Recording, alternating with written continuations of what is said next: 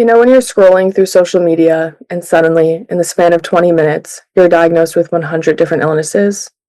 So, naturally, you start Googling your symptoms. And the next thing you know, Google's telling you that you have cancer?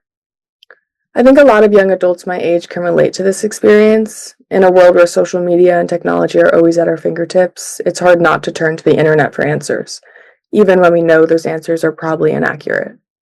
You convince yourself it's just a cold, or maybe an infection, something that'll pass. But then, every once in a while, those search results are actually right, and you find out you do have cancer. And that's exactly what happened to me. 5 years ago, on a random night in April of 2020, I was lying in bed, scrolling through TikTok like most of us were at the time, watching videos about how schools were canceling for COVID. Meanwhile, this cough I had seemed to be getting worse, and I started noticing a small lump forming on my throat. Naturally, I grabbed my computer and started researching my symptoms, thinking, oh shit, I have COVID. I typed something along the lines of lump in neck and cough symptoms into Google. And as you can probably guess, the search results? Cancer. But, of course, it's never actually cancer. So I just went to bed telling myself I'd mention the lump to my parents the next day. 4 days is how long it took to go from a casual Google search to lying in a hospital bed, getting prepped for surgery. 4 days to find out I had stage 3 large B-cell non-Hodgkin's lymphoma. I mean, literally, what the fuck? I was 17, turning 18 in 2 months, about to graduate high school. I had just committed to college. My biggest worries would have been finals, prom, maybe picking a dorm. Instead, I was sitting in a hospital bed, across from my parents and an oncologist, being told that in 2 weeks I'd lose my hair. That chemo was starting tomorrow, and I hadn't even told my friends what was happening yet. I hadn't even told my friends what was happening yet. I didn't know how to. I ended up sending a text to my group chat, casually dropping the news because I was too frazzled to face anyone. Because how do you text your friends and say, hey, I have cancer, especially when 4 days ago you figured Google and TikTok were lying? And that's the thing. When you're young, you don't expect to have to talk about something like this. You don't have the words for it, and you don't know how to respond to others' words for it. So you turn to the only place that might: social media. I didn't know anyone my age with cancer, but online, there were other people out there posting about their diagnoses, sharing their stories, and making jokes only I would understand. And somehow, in a weird way, that made it feel less lonely. This podcast is about that. About the role of social media, communication, and connection when you're a young person navigating cancer. Because whether we like it or not, the way we talk about illness, online and offline, shapes how we experience it. I'm Kira Toomey, and this is Cancer Behind a Screen.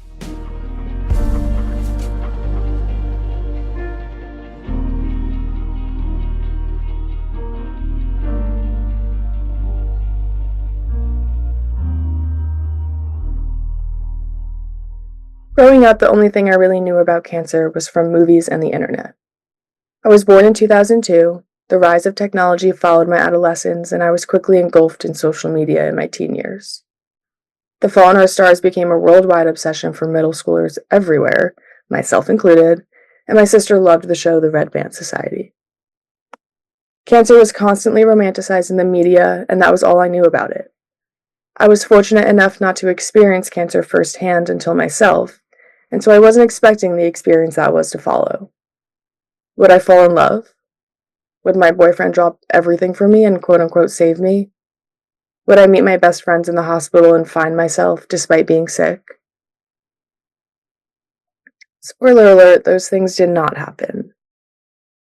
As I sat in the hospital witnessing sickness firsthand, I found myself back on social media wondering what my diagnosis really meant for me.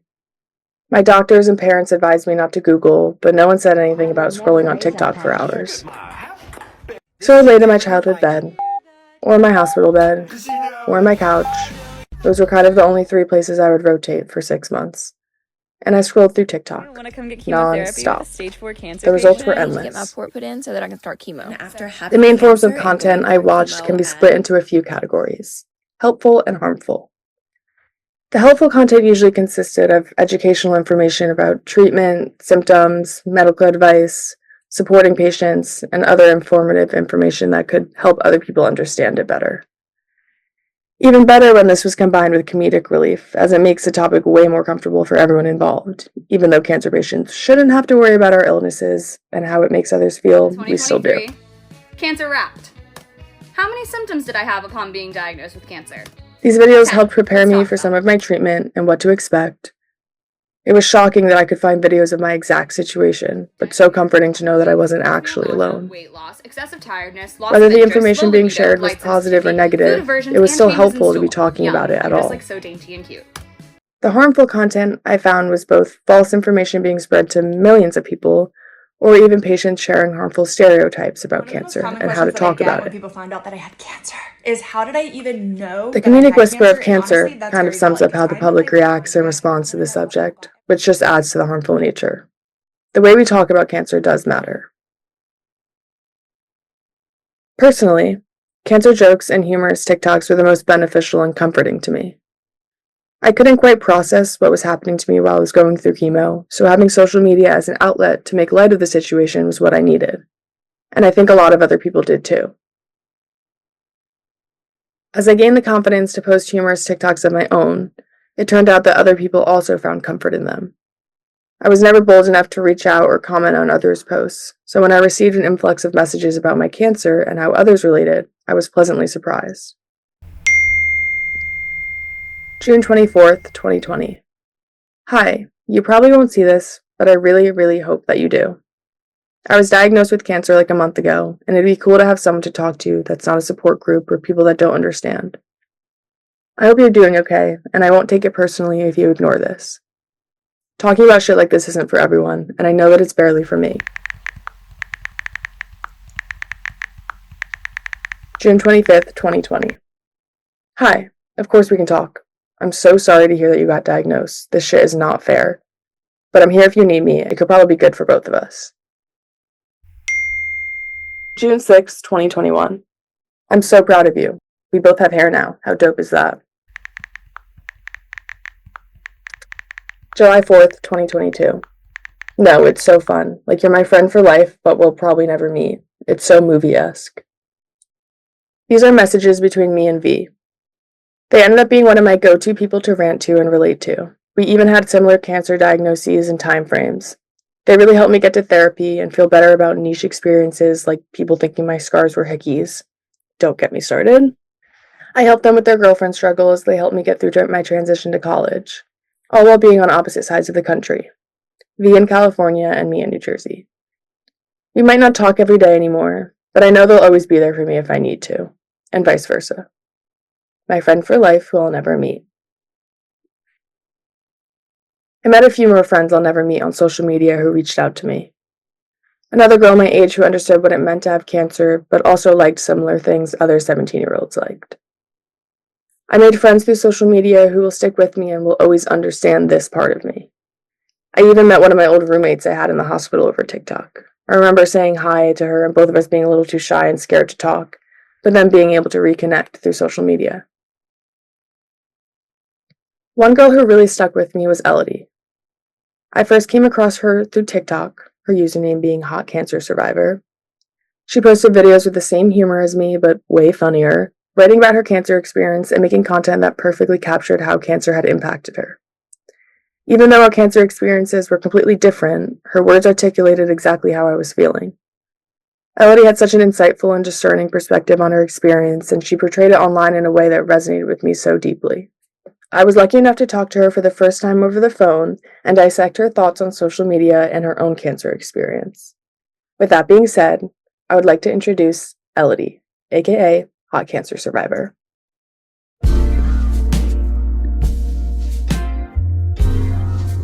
Hello! Oh my god, I cannot believe this is the first time we I know, this is kind of It's crazy. like so weird. Also, like, it's crazy that it's taken us, what, 5 years to talk? Hi, I'm on the phone talking to Elodie. I met Elodie through my TikTok in the height of COVID and my cancer treatment. She had just gone through treatment herself and was documenting her experience on TikTok. I watched her talk about navigating cancer in high school, shaving her head, and her hair growth process, also using her art to tell a story through her writing and photography. Elodie made me laugh and cry from how much her words resonated with me, and I'm so excited to be talking to her for the first time right now. Oh, wow. No, this is crazy that we're talking for the first time. Like, we've been following each other forever. This is I crazy. know. So, before we get into our own conversation, it's important for everyone to understand Elodie a little more and her own personal experience with cancer. I'm Elodie. I had cancer when I was 16, and I was cancer free like right before I turned 17. So it's a pretty quick situation. And then right when I started the process of getting diagnosed, like when they found my tumor and all the questions were circulating, that was when TikTok was starting to get bigger, as before 2020. And I was like, I know I can get TikTok famous from this. And so I was like, so a little 16-year-old me was like, I bet I can get some views. It was very exciting then. Yeah. And I'd post some videos. And it started off as that. And I think it was also, in hindsight, a real like call to be like, hey, I'm sick. Someone please like tell me that's okay or find someone else. And then I just realized there was no representation at all. So I just started making my own because like I'd watch Fault in Our Stars and stuff like that. So yeah, I started making TikToks and then I had a blog. So, but yeah, I'm at UCLA studying art, and a lot of my focus in my work is about my sickness, which is super cool, and my experience with chronic illness as well. So it's been nice to still interact with cancer, but in like different ways as I've entered recovery. I find myself relating to aspects of Elodie's recovery process in my own as well. By creating this podcast and exploring ways to portray my cancer through an artistic lens, all while navigating the transition from sick to less sick. As we started chatting, I wondered how we met for the first time and who took that leap of faith. I don't really remember this, but do you remember how like me and you followed each other or like seeing your post for the first time? I think what always happened when I was getting followers, I mean, there was the first rush of like, I had a video that went immediately viral that like overnight I got, I think it was I got 40,000 followers overnight. Oh Like my it, God. it was pretty fucking crazy. And it was such a telltale early 2020 situation. It was like actually really late 2019. It was in December. When not that many people were on the app, and the people who were on the app were really engaged. Mhm. And so the video only got like 1.2, 1.4 million views or something like that. But that many people followed me. Like Yeah. the engagement was insane. And there also wasn't as much content on it. I think now it's like really oversaturated in views. There's Yeah. like millions of billions of people on the app. Anyways, after that flux, and then when I would get followers, I'd always look and see who followed me because I was like, I know they're sick kids. And even though people were finding my account and were finding like connection through that and looking at me, I wanted the same thing that they were getting. And so anytime I saw someone who had cancer, I'd follow them. And so often I'd like look through the follows and I'd be like, who's bald? Who's bald in here? Or like, or who has like a cancer username or something like that. Yeah. And I have cancer too. And I'm like, bang, follow. Especially Mutuals. but it was especially if they were like my age, because there were a lot of like 12-year-olds, and I was like, I'm not gonna follow you back. Yeah. Or people who maybe I didn't have as many common interests with. But I really tried to follow people where I was like, I think I would like get along with them. And yeah, so I was like, Kira, boom. Same. Follow. I feel like I don't remember like a specific video because we never like DM'd or anything. It was like all we did was follow each other and then just like immediately we're like, yeah, she gets it. And like Yeah. And we comment. like followed each other on Instagram, I Yeah. think too. Yeah, like it just like Snapchat. it just made But sense. we had a Snapchat group chat with Emma. We did? We had a Snapchat group chat because all our hair was growing back at the same time. Yeah. And we would send videos of what our hair looked like to each other and be like, look, this is the stage we're at. And you'd be like, oh my God, yours is a little longer because Oh my God. This is a little like earlier. I totally forgot about this. I totally forgot about that too. Oh I my need to God. write that down. That's crazy. That Snapchat is group crazy. chat. As Ellie and I started going through memory lane, it was apparent how hard it really is for me to remember a lot of my treatment. Through my brief memories of this group chat, I know that being able to chat with two girls my age who used to have long hair and are now bald, experiencing every awkward hair stage, helped me feel less alienated.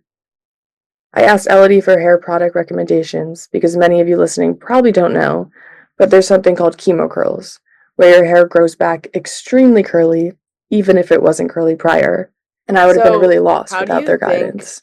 Having an online presence on TikTok impacted your cancer experience?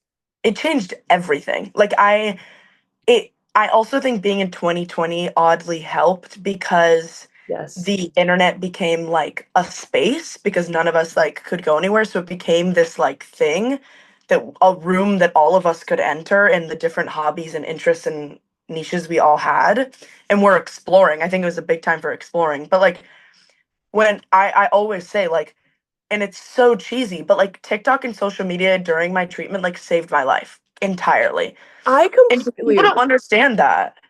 I completely agree, and I go back and forth with this like equally isolating form of support from Totally. social media that I definitely did experience. Like I was so engulfed in social media. It was like, oh my God, maybe I should look around me. Yeah. Yes. And it like, and there are multiple reasons for that, I think, where social media provides something that doctors and social workers cannot provide. Like they can send you to support groups, Mhm. and sometimes that's great. Often the support groups are only adults.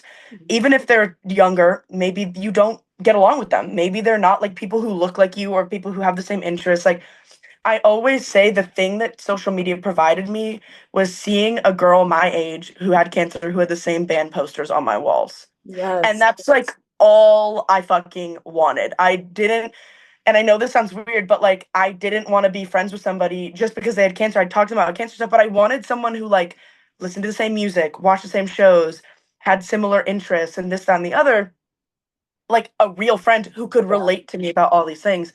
And social media provided that. So I think it provided this kind of support that like support groups can't provide. And then in COVID, they literally couldn't provide it. And they hadn't like, the wheels hadn't been turning enough. Now they have online everything and this, that, and the other. I also think social media completely changed my own personal experience because I was able to process everything.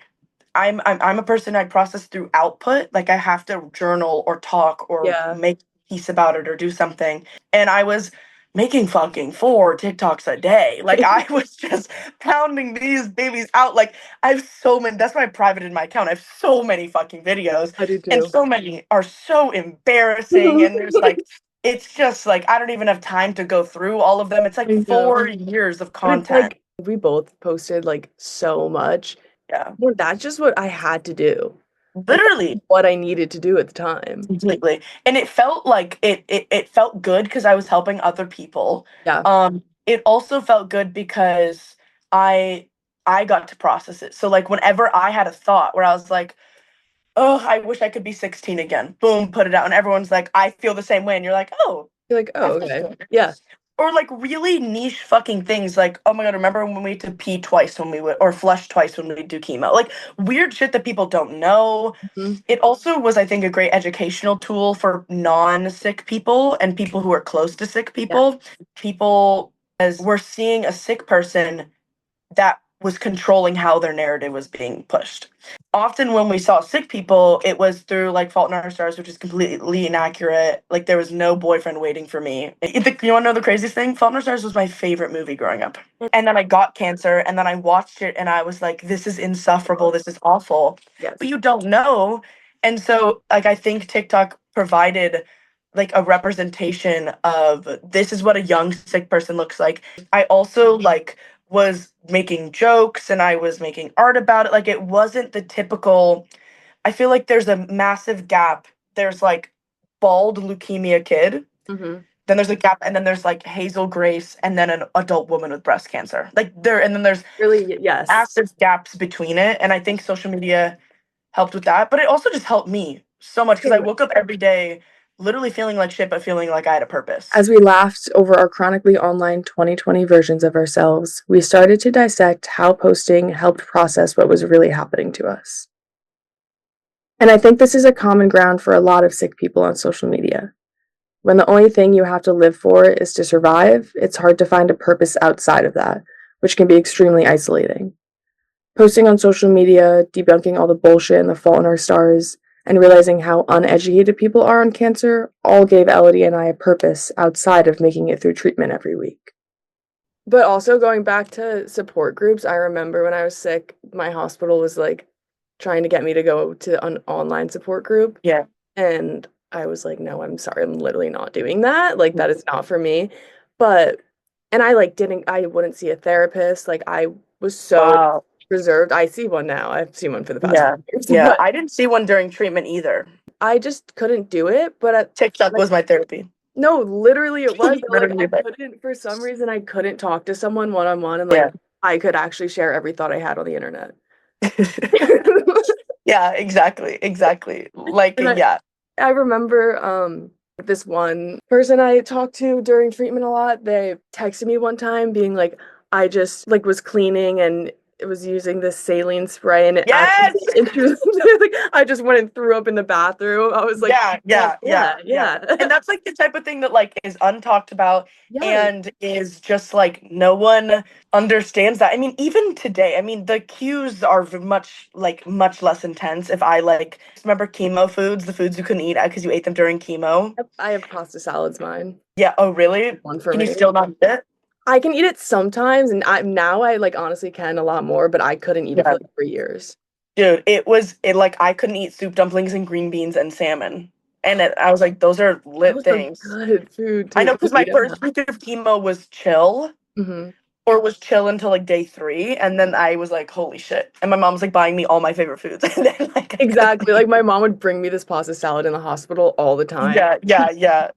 While we chatted some more about niche experiences like chemo foods and other misconceptions, we both realized the damage words can cause from our peers due to the false education in the media. I like the educational tool of it all. That's what I really tried to do with the blog, because I would make TikToks, but I made a guide that was like what to say if you know someone who got cancer and what to do. Mm-hmm. And I think that was still like to this day, I think the thing that was most helpful for the non-sick community, because like I know people who read that and like my mom just got diagnosed. What do I do? And I just would send them the link because I was so fucking sick and tired of DMing everyone, because I would DM people all the time, like respond and everything. But because people had only absorbed the media that was not created by sick people and was created to like create pornography of sick people, they don't know how to interact with them. Yeah. And it's really interesting too, because every American will get sick in their life and then they'll get it. Mm-hmm. It's like this weird group that eventually everyone will be in it. But like people just don't know how to interact with sick people. They have no clue. And I wasn't even fucking interacting with people. I was in my phone alone in my room and people were pissing me off so much. Like it was really like crazy. I mean, I was getting like thousands of comments and like so like it wasn't just like my friends or whatever. I mean, they were doing it too, but my friends knew the spiel by then. Yeah. I really wanted to dismantle the myth that like cancer survivors are like soldiers and strong. It's like, okay, the only strength that we used was like not killing ourselves, because literally when you go through chemo, that's all you have to do is just, you have 6 months, don't kill yourself. Yes. That's it. I like to say that, or I don't love to say it, but it's just true that my like pre-cancer self died in that room and I came out reborn, but I didn't know I was reborn until a month later. Being like, wait, I finished. Why isn't my life back to normal? And then I was like, why aren't I the same person? Why don't people treat me the same? Why do I have a completely different perspective on life, even though it was 5 months ago? And it was that I resonate with that so much, because it was actually 5 months for me. And I'm like, 5 months and I was like a completely different person. Did that impact your friendships a lot? Because for me, I lost friends. I like had such a hard time like maintaining certain friendship, coming out a completely different person, and then I felt like I was supposed to be someone for them, and I'm like, well, that literally isn't me anymore. Completely. I when I was diagnosed, I was a sophomore and I was 2 months into a new school that I transferred to. So I like already kind of had, you know, the first group you get at a new place is really probably not the most secure. But I landed and they were pretty supportive in the beginning, and then I think like I was getting really frustrated because I was like, why don't you get how serious this is? Because they're fucking 15. Like they have no idea how to deal with it. And now as a 21-year-old, almost 22-year-old, I'm like, it wasn't their fault, Elodie. Like, they, just like how you didn't know what was going on, they had even more of a fucking unclear idea of what to do, and they were terrified of upsetting you. And in doing that, they upset you more, because what they really should have done was, like, let go of their worry of fucking it up and just like helped you. And that's what I always say, like, sending a text is always worth it. But my friends, like, I literally, my best friend Vita, to this day, the little blonde British girl I always post, she was like the only one that treated me like a normal person throughout all of it. She threw my fuck Kimberly party, my tumor party. She was the only one I talked to during COVID, because my friends would be like, "Why didn't you text me that you were starting chemo next week?" Because I was gonna start, and then I didn't, and then I wasn't, and then like it was a lot of back and forth. And I was like, "Why are you getting mad at me for not like about like these intimate things that you'll find out I'm gonna be bald. It's gonna happen. I'm so sorry you don't find out." And that's also why I made an Instagram to begin with for my fuck Kimberly Instagram. It was like, so everyone I knew could follow it, and I didn't have to text anybody individually.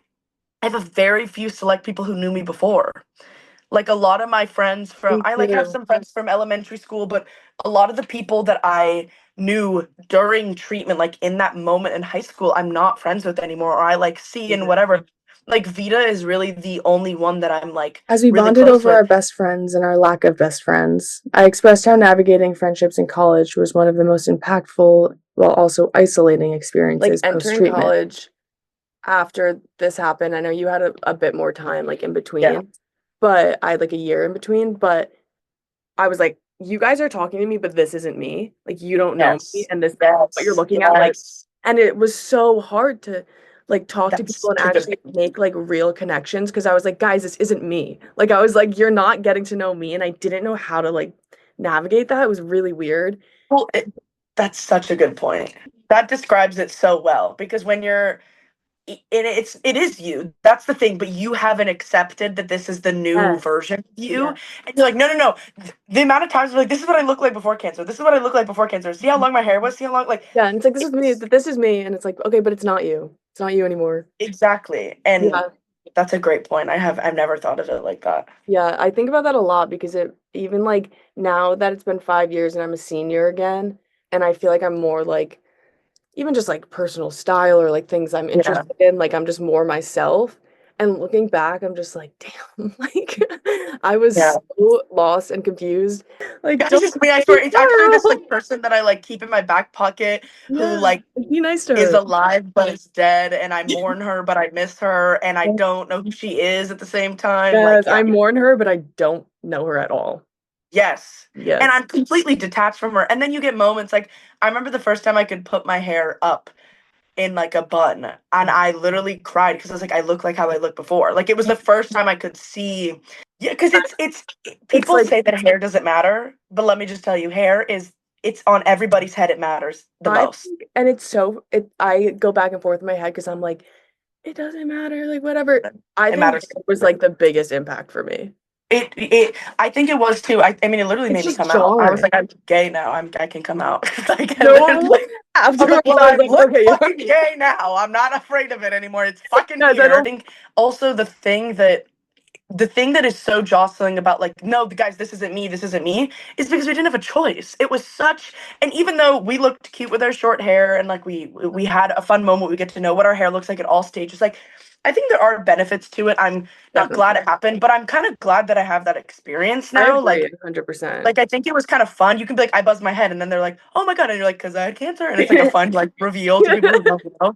It like is such a thief of identity to lose your hair, and especially as a young fucking girl who I felt like I was just starting to figure out what I looked like, and like I like my body was just like finally figuring itself out. My hair was the longest it's ever been in my life. Like, it just was starting to make sense. Boys were starting to like me. I was getting attention, like all this and the other, and then immediately they're like, yank.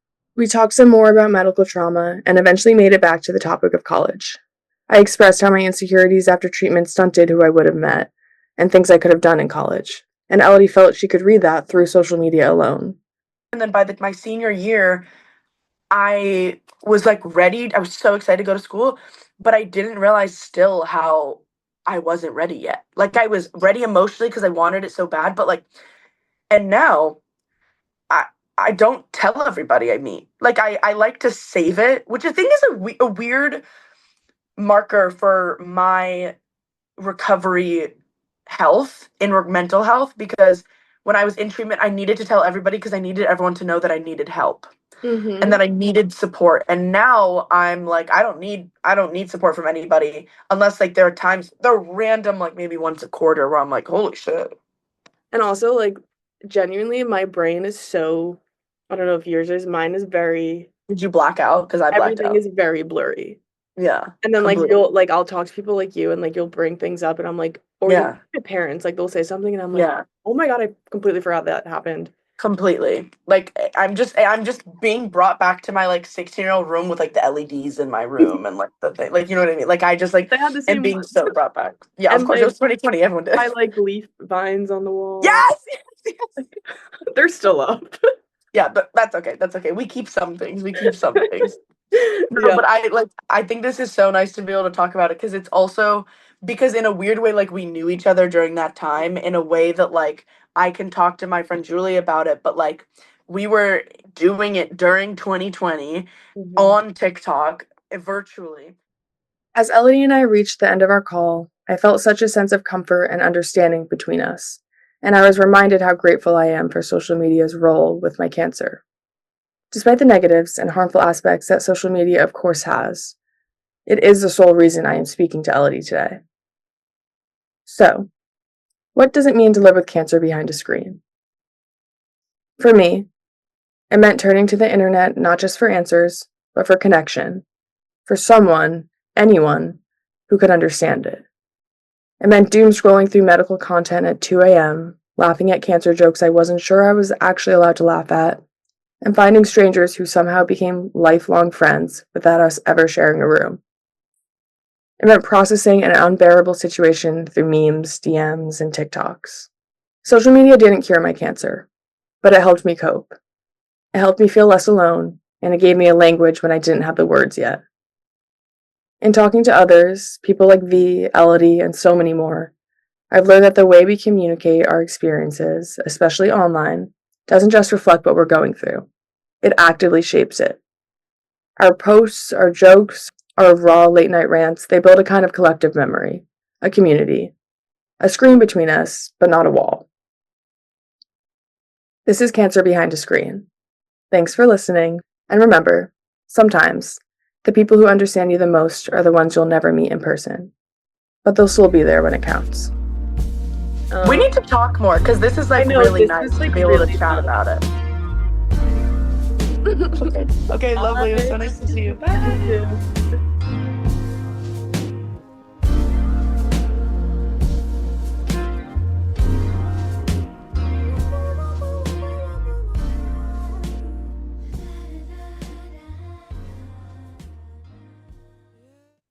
Before I go, I want to thank those who made this podcast possible. Dr. Milner, this wouldn't have happened without your guidance and encouragement. I had such a great time learning from you. Elodie, your insight taught me so much, and I cherish our conversations and understanding more about your cancer experience. All the writers, content creators, and researchers that helped support and prove what I believe after having cancer. The song Floating by Mac Miller was played throughout, and this episode was written, recorded, and produced by me, Kira Toomey. Thank you again for listening.